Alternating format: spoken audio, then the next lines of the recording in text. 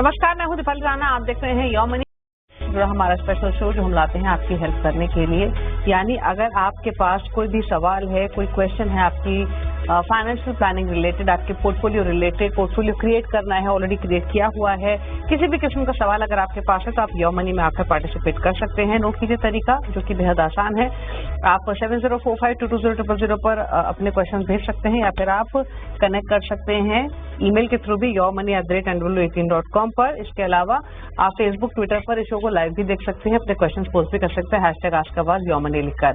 आज आपकी सभी क्वेरीज को आंसर करने के लिए एक्सिस सिक्योरिटीज के ऑनलाइन बिजनेस के हेड समीर साहब बने हुए हैं। समीर, नमस्कार, स्वागत है आपका। और समीर से हम बातचीत करेंगे, लेकिन जो क्वेरीज हमें मिली हैं सीधे उनकी तरफ रुख करेंगे और समीर की राय लेंगे। ढेर सारे क्वेश्चंस क्योंकि हमें मिल रहे हैं, और जो सवाल हमें मिला है इस समय वो आया है सुरेश यादव का, जो हमारे साथ कनेक्टेड भी हैं फोन लाइन पर झारखंड से। उनसे करते हैं चर्चा। बताइए सुरेश जी, नमस्कार, क्या सवाल है आपका?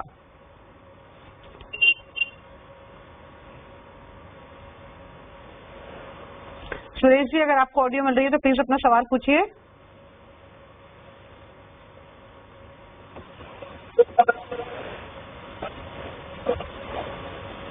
चलिए, लग रहा है इनसे बातचीत नहीं हो पा रही है। इनका सवाल ले लेते हैं। 38 साल इनकी उम्र है, और जो डिटेल्स इन्होंने हमारे साथ शेयर की थी उसके बेसिस पे मैं सवाल शेयर कर रही हूँ समीर। 13,000 रुपए महीने की इनकी SIP चल रही है, और 15 लाख इनके ऑलरेडी पोर्टफोलियो की वैल्यू हो चुकी है। कहाँ पर ये पैसे डिप्लॉय किए हुए हैं इन्होंने? 6 फंड्स है टोटल इनके पास। इनके पास है HDFC mid cap opportunities 3,000 per month, HDFC small cap में इनके पास 2,000 पर मंथ है, 2,000 ईच डाल रहे हैं। SBI small cap, Nippon India large cap, Motilal Oswal multi cap और कोटक फ्लेक्सी कैप। इनफैक्ट अब हमारे साथ कनेक्टेड भी है सुरेश बताइए, आपका पोर्टफोलियो तो हमने देखा, क्या सवाल है आपका और क्या जानना चाहते हैं? कुछ नहीं, ये बताओ कि आप लोग कॉल कहाँ से किए हो, किसके लिए किए हो? मैं सुरेश। आपका नाम क्या है? चलिए, शायद लाइन डिस्कनेक्शन है या फिर रॉन्ग डायल है ये, लेकिन जो डिटेल हमें सुरेश यादव ने भेजी है उसके बेसिस पे क्वेश्चंस पूछ लेते हैं। इन्होंने जैसे मेंशन किया है अपने सवाल में कि 15 लाख की पोर्टफोलियो की वैल्यू हो चुकी है। फंड्स के लिए मैंने ऑलरेडी मेंशन कर दिए हैं। जो इनका सवाल है वो बेसिकली है कि 2,000 के एडिशनल SIP के स्टॉक में करें, प्लस रिटायरमेंट के हिसाब से निवेश कर रहे हैं, तो ये फंड कैसे हैं। लमसम इन्होंने किए हुए हैं कुछ फंड्स में अपनी इन्वेस्टमेंट, जिसमें एक्सिस ब्लू चिप और एक्सिस फोकस है। 4.5 लाख का डिप्लॉयमेंट इन स्टॉक्स में, इन म्यूचुअल फंड्स में है लमसम के बेसिस पे। तो फंड चॉइसेस कर रहा है, प्लस 2,000 एडिशनल इन्वेस्टमेंट कहाँ करें? Good evening Deepali ji, thank you so much, आपने आपके शो पे मुझे दोबारा आमंत्रित किया। अब हम सुरेश जी का क्वेश्चन लेते हैं, जहाँ पे सुरेश जी आप जो अपनी अभी 13,000 की SIP कर रहे हैं, प्लस आप एडिशनल 2,000 की SIP बढ़ाना चाहते हैं, और आपका एक्यूमुलेटेड पोर्टफोलियो 15 लाख है। अगर ये 12% के हिसाब से अगले 20 साल तक ग्रो करता है तो करीबन 3 करोड़ 11 लाख रुपए तक का आपका कॉर्पस इकट्ठा होगा। अब आपके स्कीम सिलेक्शन पे आते हैं, तो सुरेश जी, एक मेरे को पोर्टफोलियो में 2-3 ऑब्जर्वेशन है जो आपके साथ शेयर करना चाहूंगा। उसमें पहला ऑब्जर्वेशन है, आपने अपने पोर्टफोलियो में 2 स्मॉल कैप स्कीम सिलेक्ट करी हुई है, जिसमें आप 2,000 रुपए की SIP कर रहे हो। तो पहला सजेशन ये रहेगा, आप HDFC स्मॉल कैप का जो फंड है वो आप अपने SBI स्मॉल कैप के साथ फंड के साथ मर्ज कर ले। आमतौर पे हम निवेशकों को ये सलाह देते हैं कि आप अपने फंड में 7 से ज्यादा स्कीम ना रखें। 7 स्कीम तक आप आराम से उसको मैनेज कर सकते हो, रेगुलर मॉनिटरिंग कर सकते हो और इफेक्टिव डिसीजन ले सकते हो। तो सजेशन ये, पहला सुझाव ये रहेगा कि आप अपना स्मॉल कैप 2 स्मॉल कैप की जगह एक स्मॉल कैप की स्कीम रखें। दूसरा, एक्सिस, आपने जो लमसम 4.5 लाख रुपया एक्सिस ब्लू चिप में निवेश किया हुआ है, वो आप उसको आप निपॉन इंडिया का जो एग्जिस्टिंग लार्ज कैप फंड है उसके साथ मर्ज कर ले, और एक्सिस के फोकस फंड में जो आपने लमसम निवेश किया है वो HDFC फोकस फंड के साथ उसको रिप्लेस कर सकते हैं। दूसरा, जो आपने पूछा है कि रिटायरमेंट के लिए फंड सही रहेगा, रिटायरमेंट हाल फिलहाल ये सारे फंड अच्छे लग रहे हैं, बट टाइम टू टाइम हमारे और पे ऑलवेज सुझाव रहता है कि अपने पोर्टफोलियो को रिव्यू करते रहे, और जब लगे कि परफॉर्मेंस या कोई और रीजन की वजह से स्कीम को रिप्लेस करना पड़ सकता है, तो उसको वो डिसीजन हम टाइमली ले सकते हैं। तो रेगुलर रिव्यू करने का सुझाव रहेगा हमारी तरफ से। ओके, तो अपने पोर्टफोलियो को रेगुलरली रिव्यू करें। Axis blue chip, axis focus, HDFC small cap से आपको निकलने की सलाह दी गई है। रही बात आपके कॉर्पस की, तो अगर 20 ईयर्स का भी होराइजन मान के चले तो 3-3.25 करोड़ के आसपास का कॉर्पस आप एक्यूमुलेट कर लेंगे। ये रहा सजेशन आपके लिए। बात करते हैं अब कुछ और क्वेश्चंस की, और ब्रजेश कुमार हमारे साथ मौजूद हैं सवाल पूछने के लिए बिहार से। ब्रजेश जी नमस्कार, बताइए क्या सवाल है आपका।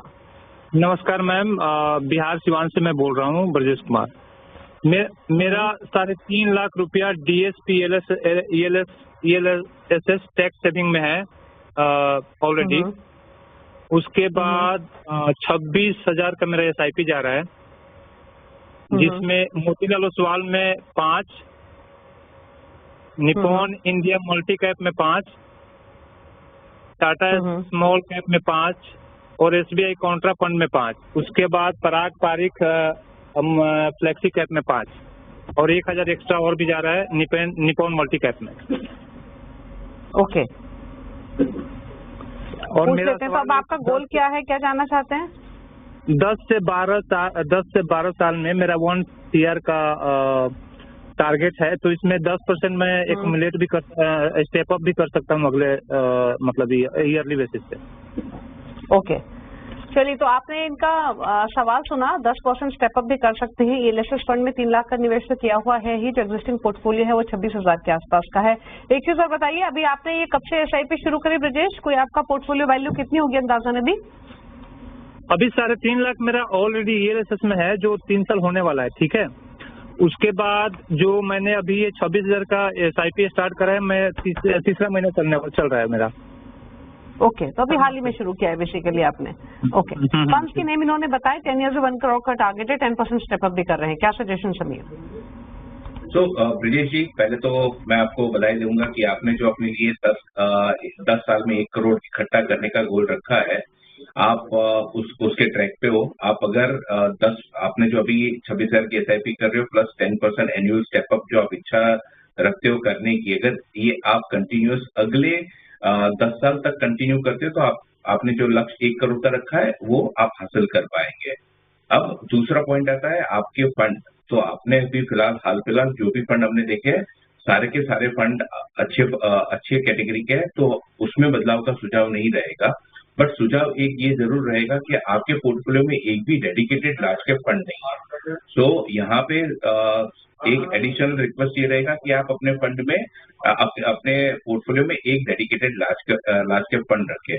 और दूसरा यहाँ पे पॉइंट ये रहेगा कि मार्केट में उतार चढ़ाव रहते हैं सुरेश जी, तो आप अपने गोल अगर 1 करोड़ का रखा है, जैसे अभी हाल फिलहाल हमने देखा है मार्केट गिर रहा है, काफी निवेशक अपना SIP बंद कर रहे हैं, तो ये जब आप SIP की शुरुआत करते हो तो इनिशियल 3 से 5 साल तक आपको ज्यादा एक्यूमुलेशन, ज्यादा रिटर्न नहीं दिखता है, तो इससे डिसअपॉइंटमेंट रखने की जरूरत नहीं है। ये फेज निकलता है और एक्चुअल एक्यूमुलेशन या पावर ऑफ कंपाउंडिंग की बात करते हो तो 7 साल के बाद शुरू होता है। तो आप इसके साथ धैर्य रखिए, धैर्य से आप अपने इन्वेस्टमेंट में बने रहे, आप अपने लक्ष्य को आराम से हासिल कर पाएंगे। ओके, चलिए, तो ये रही आपके लिए सलाह आपके पोर्टफोलियो को लेकर। बात करते हैं जयपाल सिंह से, अहमदाबाद से हमारे साथ कनेक्टेड हैं। जयपाल जी नमस्कार, बताइए क्या सवाल है आपका। नमस्कार मैडम, मैं जयपाल सिंह बोल रहा हूँ मैडम, अहमदाबाद से, मोटेरा अहमदाबाद से। हाँ मैडम, मेरे पास 5 फंड हैं, उनमें एवरी फंड में मैं 10,000 रुपए इन्वेस्ट कर रहा हूँ, और मेरी जो टोटल फंड की है 14.5। तो मैडम मैं अभी रिटायरमेंट होने वाला है सितंबर 9 महीने बाद, तो मैं कुछ लमसम अमाउंट भी डालना चाहता हूँ मैडम। ओके, तो कितना लमसम डालना चाहते हैं। लमसम अमाउंट भी कुछ 50 लाख के आसपास मान लो इन्वेस्ट करना चाहता हूँ, और मिसिज के नाम से भी मैं एक 5 स्कीम करना चाहता हूँ मैडम। 5 स्कीम कुछ नाम बताएं तो मैं उसमें भी इन्वेस्ट करना चाहता हूँ मैडम। ओके, तो पूछ लेते हैं। फिलहाल 50,000 की मंथली SIP 10,000 ईच ये 5 फंड्स में डाल रहे हैं, जैसे कि उन्होंने मेंशन किया। 14.5 लाख के आसपास की फंड वैल्यू भी है। बताइए क्या सजेशन के ओवरऑल पोर्टफोलियो और प्लानिंग पर। तो जयपाल जी, आप अभी जो आपकी जो अभी SIP 50,000 की चल रही है और एग्जिस्टिंग यूएम जो आपने 14.5 लाख का इकट्ठा किया है, अगर ये 15 साल तक आप कंटिन्यू रखते हो तो करीबन 3 करोड़ 35 लाख के करीब का 3 करोड़ 35 लाख के करीब आप इकट्ठा कर पाएंगे, आपका यूएम हो जाएगा। अब हम आपके पोर्टफोलियो की बात करते हैं, तो पोर्टफोलियो में सबसे पहला है आप यहाँ पे आपने अपनी उम्र 60 साल की बताई है, तो 60 साल की उम्र के हिसाब से आपने काफी अग्रेसिव पोर्टफोलियो बनाया हुआ है। पहला, जैसे अब अगर हम मिड कैप फंड की बात करते हैं तो आपने मिड कैप में क्वांट मिड कैप फंड का सिलेक्शन किया है। क्वांट बेसिकली बढ़ते हुए मार्केट में अच्छा परफॉर्म करता है, बट मार्केट वॉलेटाइल होता है, वहां पे ये रिस्की फंड हो जाता है। तो सुझाव पहला ये रहेगा कि आप looking at your age and risk appetite, हमारा सजेशन ये रहेगा कि आप उसको रिप्लेस करें मोतीलाल ओसवाल मिड कैप के साथ। दूसरा, आपने एक थीमेटिक फंड भी सिलेक्ट किया हुआ है, वो है क्वांट का हेल्थ केयर। जब भी आप कोई भी थीमेटिक या सेक्टोरियल फंड इन्वेस्ट करते हो तो वो सेक्टर के बारे में आपका प्रॉपर नॉलेज होना बहुत जरूरी है। एंट्री के साथ साथ एग्जिट की भी प्रॉपर स्ट्रेटेजी होनी चाहिए। ये सेक्टर को लेके आपको काफी ट्रैक करना पड़ेगा। अगर आपके पास ये है तो इसमें बने रहे, वरना सजेशन ये रहेगा उसमें से निकल के आप लार्ज कैप फंड में एक्सपोजर लें। और लमसम की बात करते हैं तो लमसम आपके इन्वेस्टमेंट के लिए सुझाव ये रहेगा, निपॉन इंडिया लार्ज कैप में आप 25% अपना लमसम इन्वेस्ट करना चाहते हैं तो वो 25% उसमें पार्क करें। HDFC फ्लेक्सी कैप में 25% पार्क करें, SBI contract 10%, Motilal Oswal mid cap 15% और बंधन स्मॉल कैप में 15% आप पार्क कर सकते हैं। ओके, चलिए, तो ये रहा सजेशन आपके पोर्टफोलियो को लेकर। कितना अमाउंट किस में डिप्लॉय करना है आपको, लमसम जो बेसिकली आप पैसे डालना चाहते हैं, रेशियो क्या रहेगा वो आपकी स्क्रीन पर भी है, नोट कर लीजिए। Nippon India large cap fund, HDFC flexi cap, Motilal Oswal mid cap, Bandhan small cap, ICICI value discovery और SBI कॉन्ट्रा। टोटल अमाउंट का कितना परसेंटेज एलोकेशन किस फंड में रहेगा वो डिटेल्स आपको बताएगी। 15 ईयर्स में 3.5 करोड़ के आसपास का राशि आप इकट्ठा कर सकते हैं। बात करते हैं आप साक्षी से, अगली व्यूअर हमारे साथ मौजूद हैं। साक्षी नमस्कार, बताइए क्या सवाल है आपका। हेलो मैम, मैंने अपना पोर्टफोलियो भेजा हुआ है। मेरा एनपीएस में मंथली 23,000 है और टोटल एनपीएस में फॉर 16,66,000 है। होम इंश्योरेंस भी है, LIC पॉलिसीज में अभी 4,400 जा रहा है, मेडिकल इंश्योरेंस भी है, फिक्स डिपॉजिट 12,000 पर मंथ जाता है, तो टोटल 14 लाख है। अभी मैंने म्यूचुअल फंड आपके CNBC देख के स्टार्ट किया हुआ है। तो निपॉन इंडिया मल्टी कैप में 5,000, ICICI prudential value discovery fund में 2,000 पर मंथ, पराग पारिक फ्लेक्सी कैप में and Motilal Oswal mid cap में 2,000 है, तो टोटल अभी 30,000 है। इक्विटी में भी मैंने मेरा 6 लाख का पोर्टफोलियो है। अब मुझे अपनी बेटी के लिए मतलब स्टडी और शादी और हमारा रिटायरमेंट मतलब आफ्टर 28 इयर्स रिटायरमेंट हम लोग को चाहिए, तो कितना कॉर्पस हमें लगेगा और इतना सफिशिएंट होगा कि नहीं होगा और कितना मतलब और डालना पड़ेगा? अगर पूछ लेते हैं क्या सजेशन रहेगा। तो आपने सवाल सुना, इनका टोटल 11,000 की इनकी SIP चल रही है, हाल ही में शुरू किया है। 10% स्टेपअप का भी प्लान है। 18 साल में बेटी की पढ़ाई, 26 साल में शादी, 3 साल के बाद दूसरे बच्चे की प्लानिंग। काफी इन्होंने गोल्स अपने डिफाइन किए हैं प्रिसाइसली दोनों ही बच्चों के पर्सपेक्टिव से। जो एग्जिस्टिंग पोर्टफोलियो है उसमें Nippon India multi cap, ICICI pro value discovery, Parag Parikh flexi cap और मोतीलाल ओसवाल मिड कैप है। प्लस इनके जो अदर इन्वेस्टमेंट्स हैं उसमें NPS भी है, जिसमें लमसम और टोटल मंथली डिप्लॉयमेंट उनका 23,000 के आसपास का है। LIC, FD, term insurance, medical insurance basics इन्होंने अपने सेट किए हुए हैं फाइनेंशियल प्लानिंग के। क्या सजेशन के गोल्स पर? तो साक्षी जी, पहले तो आपको एक बात की बधाई देना चाहूंगा, आपने बहुत डिटेल में अपना फाइनेंशियल प्लानिंग किया है। काफी कम इन्वेस्टर्स होते हैं जो इतना डिटेल प्लानिंग करते हैं और आपने काफी एडवांस में स्टार्ट किया है। सो अब हम स्टार्ट करते हैं। जो पहला आपका गोल है वो है डॉटर का एजुकेशन। आज से 18 साल बाद फर्स्ट डॉटर का एजुकेशन हम कंसिडर कर रहे हैं कि 25 लाख रुपया अगर इंडिया में स्टडी कर रहे हैं हायर एजुकेशन के लिए 25 लाख रुपया आज हाल फिलहाल लगेगा और 50 लाख रुपया अगर अब्रॉड जाते हैं, तो ये बेस कंसिडर करके उसमें 7% का अगर हम इन्फ्लेशन ऐड करते हैं तो आज से 18 साल बाद उनको फर्स्ट डॉटर को अब्रॉड पढ़ाई करने के लिए जाना है तो 1 करोड़ 70 लाख के करीब लगेगा और इंडिया में अगर करना है तो 85 लाख रुपीज के करीब लगेगा। और डॉटर के मैरिज की बात करते हैं, आज की हम ये कंसीडर कर रहे हैं कि अगर आज की डेट में मैरिज होता है तो करीबन 30 लाख के करीब का एक्सपेंस आता है, जिसके लिए आपको चाहिए होगा आज से 26 साल बाद उसको 1,40,00,000 लगेगा। अब हम जब सेकेंड डॉटर की बात करते हैं, जिसका आप प्लान कर रहे हो, उसके लिए एजुकेशन के लिए करीबन आज से अगर हम प्लान करते हैं तो 84 लाख, वही 84 लाख और 1,68 करोड़ के करीब का आपको फंड लगेगा। और मैरिज में भी करीबन उतना ही अमाउंट लगेगा, लगभग 5 साल और जुड़े तो 1,60,00,000 के करीब आपको पैसा लगेगा। रिटायरमेंट प्लानिंग के पर्पज से देखते हैं तो एनपीएस में आपका करंट कॉर्पस है 16,66,000, मंथली कंट्रीब्यूशन करीबन 23,000 जा रहा है, और 10% का अगर हम एनुअल ग्रोथ कंसीडर करते हैं उसमें, तो करीबन आपकी रिटायरमेंट की जाती है तब तक करीबन 7 से 8 करोड़ रुपए आप इकट्ठा कर लोगे। और म्यूचुअल फंड में जो आपकी 11,000 की एसआईपी चल रही है, अगर वो 10% स्टेपअप से आप अगर कंटिन्यू रखते हो जब तक आपकी एज 60 साल की नहीं होती है, तो करीबन 7.5 करोड़ यहाँ से भी इकट्ठा होगा। सो अगर आप ये कंटिन्यू रखते हो तो करीबन 14-15 करोड़ आपका इकट्ठा हो जाएगा। बट एक्सपेंस रिटायरमेंट के एस्पेक्ट से आपको आपका इन्वेस्टमेंट बढ़ाने की जरूरत है। आपका जो अभी 10,000 का एसआईपी चल रहा है, वो आपको अगले 2-3 साल में अगर आप बढ़ा सको तो 40 से 50,000 कर लो। अगर वो नहीं कर पाते हो तो एटलीस्ट 30,000 रुपीज की एसआईपी प्लस 10% का स्टेपअप, एनुअल स्टेपअप करोगे तो आप लार्जली अपने जो गोल रखा है उसको अचीव कर पाएंगे। पोर्टफोलियो को लेके एक सुझाव है, आप अपने पोर्टफोलियो में एक डेडिकेटेड लार्ज कैप फंड को इंक्लूड करें। आप सजेशन ये रहेगा कि आप ICICI prudential blue chip fund या निपॉन का लार्ज कैप फंड, दो में से जो भी पसंद है, आप अपने पोर्टफोलियो में एडिशनल इन्वेस्टमेंट करें। ओके, चलिए, तो ये रहा सजेशन आपके पोर्टफोलियो और आपकी तमाम प्लानिंग पर। रुक रहे के साथ एक ब्रेक के लिए, लौटेंगे तो कुछ और क्वेरीज करेंगे शामिल। जल्द वापस आते छोटे छोटे ब्रेक के बाद।